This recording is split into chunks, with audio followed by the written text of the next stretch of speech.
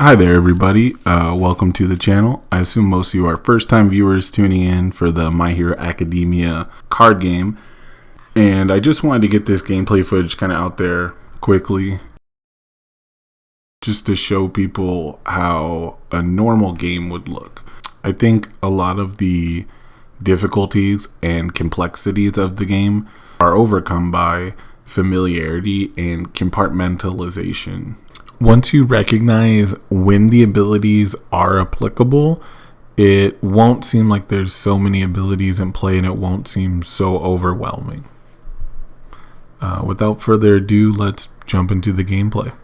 You can see in my opening hand, I've got a good mix. I've got 4 foundations and 3 attacks. I would say that's normally kind of an aggressive opening hand. And with the mulligan rules, I would normally trade in some of those attacks. But I know that against Kirishima, I have to be active early. So I've got a good curve, and I've got my favorite foundation in the set, which is Wall Cling. I know that I can build most of these foundations, and I know that I'm going to have an active, aggressive turn 2. So I'm going to keep this hand, and I'm going to show you that basically for the opening turn, we're just taking our priority of foundations from the ones we like the most with the highest difficulty to the lowest difficulty. So this one I'm going to play on a 2, and this one I'm going to play on a 3 because of the +1 from the progressive difficulty. So I've got the 3 on the check, I pass it. Those are guaranteed. I don't have any 2 checks in this deck. So that one's on a 3 and this one's on a 4. We check a 4. Everything's going good. So I know those first 3 are guaranteed. I know that I'm going to have at least 3 foundations if I play it that way. And that's generally how you're built. Your first turn is almost always just going to be highest difficulty foundation to lowest. There are some patterns you can play where basically you're only trying to check a 3 or a 5 because those are the most common numbers in your deck. But that just comes down to knowing your own deck.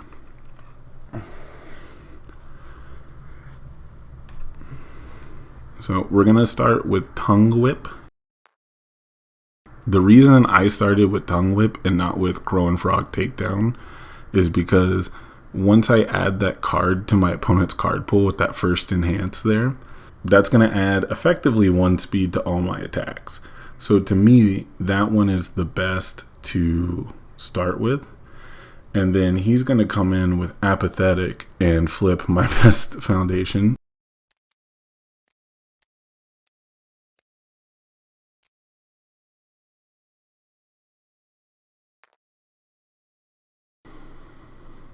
So then he's going to give my next attack -2 damage. And then he's going to pick this up with Kirishima. Now, he's thinking about blocking, and he's going to commit out to do it. Nope, he's not, because he still wants to use other Kirishima enhances, right? He knows that Froppy can just like turn the gas on. So if he commits out to block now, he won't be able to defend against anything else.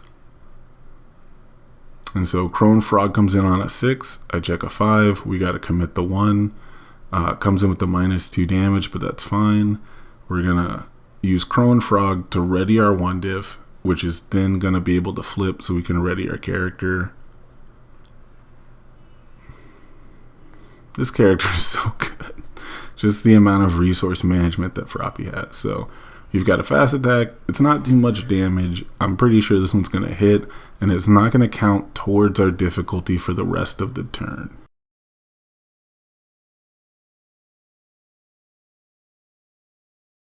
He's going to try to block again. He checks another 3, and I go to check his hand real quick to make sure he has no more cards. Kirishima does kind of always have a card in hand, but if I removed that resource from his stage, that's a win for me. So I'm totally fine with running out Tongue Smacks because they refill my hand, they replace themselves. And even if he blocks this or reduces the damage, I'm further ahead on tempo.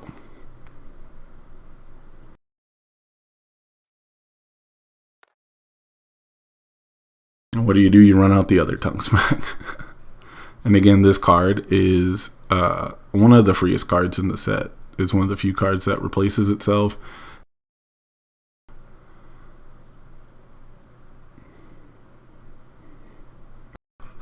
So I'm going to check poorly one more time. And I think that's really going to be the case for this first game. You can see now he only has 2 foundations and an asset. That asset can't help him pass checks to play cards. It's just letting him get more value in the long term from his face downs, because Kirishima is going to have a lot of face downs typically. Right now I have a huge advantage both on life total and stage just from where we're at. Yeah, so he's going to choose to refill his stage. I have to assume he doesn't have an attack. Kirishima gets so much value just from having that hand step to build an additional card, because that's also an additional card he can pick up later, right? So our 5 hand size is both getting resource and cards in hand back that way. So I get a pretty interesting hand here. I didn't know how to play this turn. So I've got this Todoroki attack that gives me +1 to my checks to play cards. And then combined with Sue's ability to clear the card pool, I really shouldn't be failing my checks too often at all. But it's really fast and for low damage, so there's no reason for him to block it. He's really just trying to commit his face downs to unflip them with the cape. And I am just trying to play the lowest risk cards in my hand. So the order I'm playing these in is specifically to get the bonus to my check and then clear my card pool, so that way I don't have to commit more cards to play the frog lashing. It also lets me flip more cards to get the synergistic damage buff up, as you'll probably see much later in the game. This card also, of course, fills up your discard pile for Todoroki synergies. You can see I'm going to count my discard here. I've got his foundation that draws me a card based on the number of ranged attacks I have in my discard, and I'm just checking to see when it'll be worth it to cash that in. So here it comes. He finally checks a 5 to block, and feels like it's worth it to commit down. He finally gets like the right committal, right? He gets his face downs committed that he wants.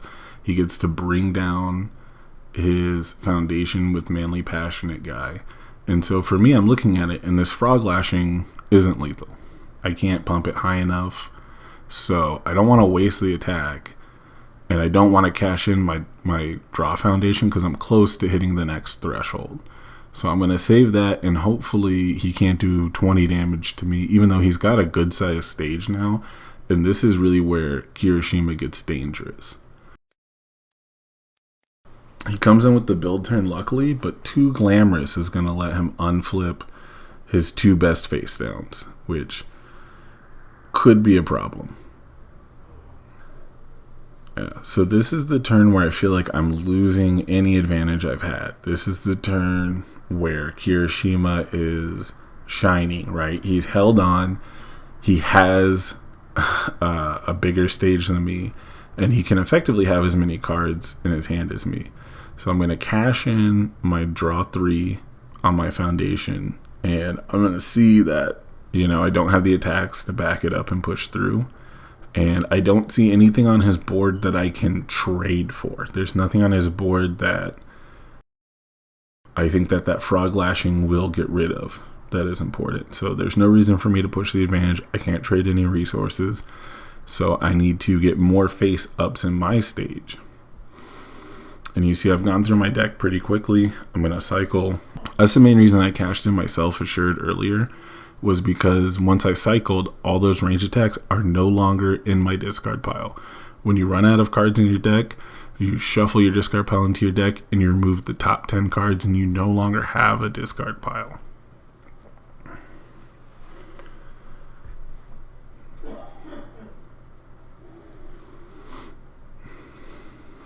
Alright, Missouri Smash. I like the effect on this card a lot. I love the acceleration of building, kind of like the Momo kit has, that you can bring cards into your stage from your card pool, but it has to deal damage. And unluckily for my opponent, I do have the right block zone in hand. So right here, we're just enhancing back and forth, and he's mostly doing a bunch of things like set up for his later turns. We're kind of just fighting over speed right now. You can see that when I gave it the -2 speed, with rescue completed, he brought in glamours for the bonus speed.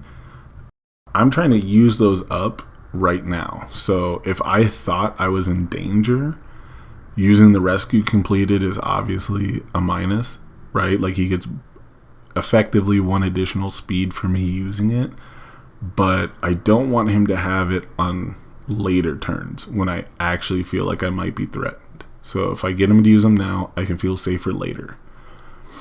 The relentless barrage makes me feel very unsafe though. I think a lot of Kirishimas are looking at this as a win condition, because you get the huge staging area, you have the life to spend, and it fixes your consistency issues of being a 5-hander. But I have all the resources and all the cards in hand, and I can check his discard pile to see just how far we can go with the relentless barrages. So this other one is going to come in bigger because I blocked the first one. It is going to get that bonus damage. But if you can keep blocking all of them, the fact that he has to play it on a higher and higher difficulty matters a whole lot. Since this video has been made, or recorded really, I have seen the All Might Foundation that puts punches into momentum used to make this attack lineup here, like this sort of play, much easier, much more potent to pull off. So be afraid of the Kirishima punches. It's a little more consistent than I thought.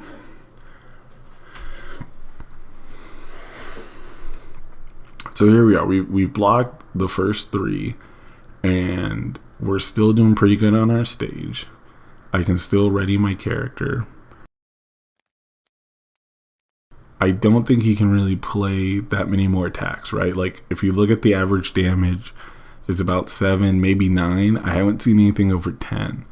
So he has to hit me 3 more times with attacks, and I just don't see that happening.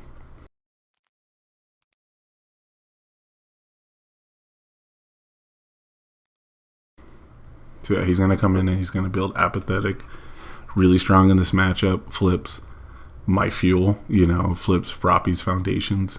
So then I can't ready my character.